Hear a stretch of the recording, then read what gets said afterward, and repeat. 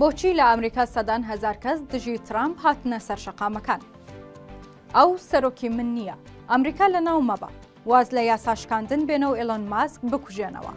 ئەمانە دروشمون و سراوی سەر لافیتەی خۆپێشاندەرانی ئەمریکا بوون کە دژی سیاسەتەکانی دۆناڵد ترامپ سەرۆکی وڵاتەکان ڕژانە سەر شەقامەکان و خۆپێشاندانیان کرد.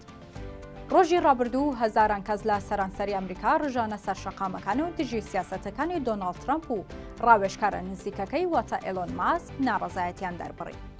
ئەوەی لە ئەمریکا ڕوویدا تا ڕادەیەک چاوەڕوان کراو بوو، بەڵام کەس چاوەڕوانی ئەو خۆپێشاندانە بەرفراوانە سەدان هەزار کەسی نەبوو کە لە 50 ویلایەتی ئەمریکا بە بەرنامە و پلان بۆ داڕێژرا و بەڕێوەچوو. خۆپێشاندانەکان کە لە هەر 50 ویلایەتەکەدا پلانیان بۆ دانرا بوو کە بە گەورەترین شەپۆلی ناڕەزایەتی لە دوای دەستبەکاربوونی ترامپ بۆ پۆستی سەرۆکایەتی لە مانگی یەکەمی ساڵی 2025 دێتە ئەژمار.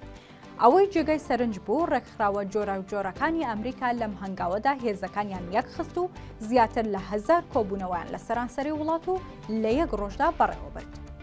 راپۆرتەکان ئاماژە بەوە دەکەن کە خۆپێشاندەران لافیتە و نووسراوی جۆرا و جۆریان بەدەستەوە بوو کە دروشمی توندی دژی ترامپ و ئێلۆن ماسکی لەسەر نووسرا بوو. هەرچەندە ڕخنەکان زیاتر ئاراستەی سیاسەتە توندەکانی ترامپ کرا کە یاساکانی دژی کۆچبەران سەپاند بوو. بودجەی زۆربەی بەشەکانی وڵاتی ڕاگرت بوو، کارمەندانی دەستگا فیدراڵیەکانی لە زۆربەی شایستەکانیان بێبەش کرد بوو.